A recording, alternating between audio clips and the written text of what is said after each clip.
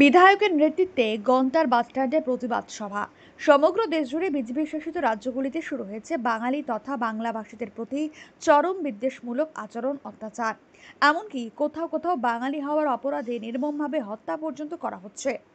মানব দরদী রাজ্যের মুখ্যমন্ত্রী মমতা বন্দ্যোপাধ্যায় এসবের বিরুদ্ধে যথারীতি প্রতিবাদ জারি রেখেছেন। মমতা বন্দ্যোপাধ্যায়ের পথ অনুসরণ করে পূর্ব বর্ধমান জেলার মেমারি এলাকার তরুণ তিন তুর্কি মোহাম্মদ জাহাঙ্গীর, আশিস ঘোষ দস্তিদার, সন্দীপ পরমাণিক আজ গন্তার বাসস্ট্যান্ডে তীব্র প্রতিবাদমূলক বক্তব্যের মধ্য দিয়ে গর্জে উঠলেন কেন্দ্রের বিজেপি সরকারের বিরুদ্ধে। তাদের মতে কেন্দ্রের বিজেপি সরকারের প্ররোচনায় এসব করছে।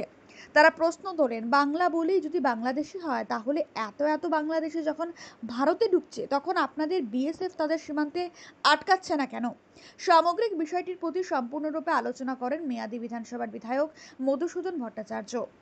আজকে গন্তার 1 নম্বর পঞ্চায়েতের অধীনে গন্তার বাসস্ট্যান্ডে আমাদের বিধানসভার পক্ষ থেকে আজকে একটা প্রতিবাদ সভা হলো।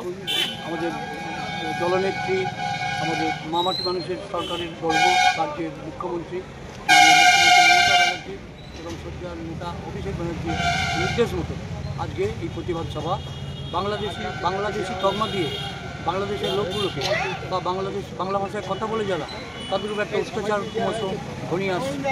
এই প্রতিবাদে আজকে এখানকার পথসভা এবং আমরা জনগণকে সতর্ক করতে চাই, এখানকার সকলের কাছে আবেদন করতে চাই যেন এই ষড়যন্ত্রটাকে আমরা বন্ধ করার জন্যে সকলে যেন উঠে পড়ে লাগে।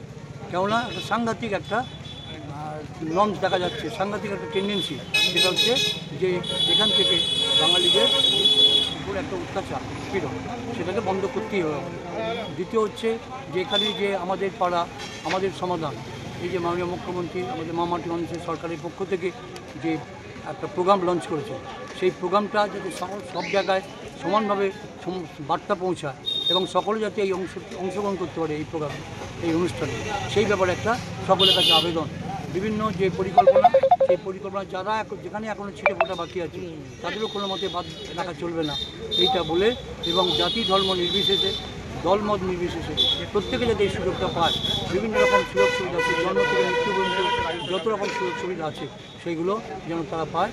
এবং এখন যে সম্প্রতি মাননীয় মুখ্যমন্ত্রী ঘোষণা করেছেন যে প্রত্যেক বুথ পিছু ওখানে 10 লক্ষ টাকার একটা অনুদান, সেই অনুদানটা যেন ঠিকঠাকভাবে কাজে লাগে পাড়ার এলাকার উন্নয়নের জন্যে। গ্রামের লোকেরা সবাই মিলে অংশগ্রহণ করে তারা পার্টিসিপেট করবে, তারা অংশগ্রহণ করে আলোচনায় তারা একটা সিদ্ধান্ত দেবে, সেই সিদ্ধান্ত কোন কোন কাজ পরপর পর্যায়ক্রমে হবে সেইগুলোকে ঠিক করে পাড়ার লোকে ঠিক করে দেবে। সেইভাবে মাননীয় সরকার সেইভাবে চেষ্টা করবেন সেগুলোকে কার্যকরী করতে। আমরা সকলের কাছে আবেদন করছি, এখানে যারা সমবেত হয়েছেন, কত সবাই যারা এসেছেন, এবং এখানকার শুধু নাগরিকবৃন্দের কাছে যে আপনারা দুটো বিষয় খুব সতর্ক থাকুন। একটা হচ্ছে বাংলাদেশি তকমাদি যেন বাইরে আমাদের উৎপীড়ন না করে বাইরে পাঠাতে না পারে, আমাদের দেশের নাগরিকদের হয়রান যেন বন্ধ করে। আর এই যে সমাজ কল্যাণমূলক এই যে উন্নয়ন কাজ, এইটা বুথ হিসেবে যেন সর্বোচ্চ ঠিকঠাকভাবে হয় সেটা লক্ষ্য রাখবে, কারণ সরকার একা এ কাজ সম্পন্ন করতে পারে না। আমাদের মাননীয় মুখ্যমন্ত্রী বারবার বলেন যে আপনারাই আমাদের ভরসা, আপনারাই ভরসা, আপনাদের ছাড়া হবে না, আপনারাই হচ্ছেন মন্দির মসজিদ। কাজেই সেই জায়গায় আমরা যদি কেউ ঘরে বসে থাকি বা ঠিক কথা না বলি তাহলে কী হচ্ছে, এলাকার যে উন্নয়ন সেটা সমানভাবে হবে না, এটা আমাদের বুঝতে হবে।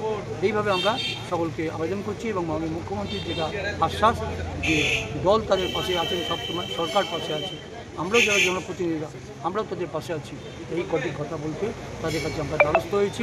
সকলকে আবেদন করে এটা বক্তব্য শেষ করছি। এই প্রতিবাদ সভা শেষে এলাকার বেশ কিছু অসহায় মানুষের হাতে প্লাস্টিক ত্রিপল তুলে দেওয়া হয়। মেমারি বিধানসভা তৃণমূল কংগ্রেসের পক্ষ থেকে প্রতিবাদ সভার আয়োজন করা হয়। Bureau report, Memari update.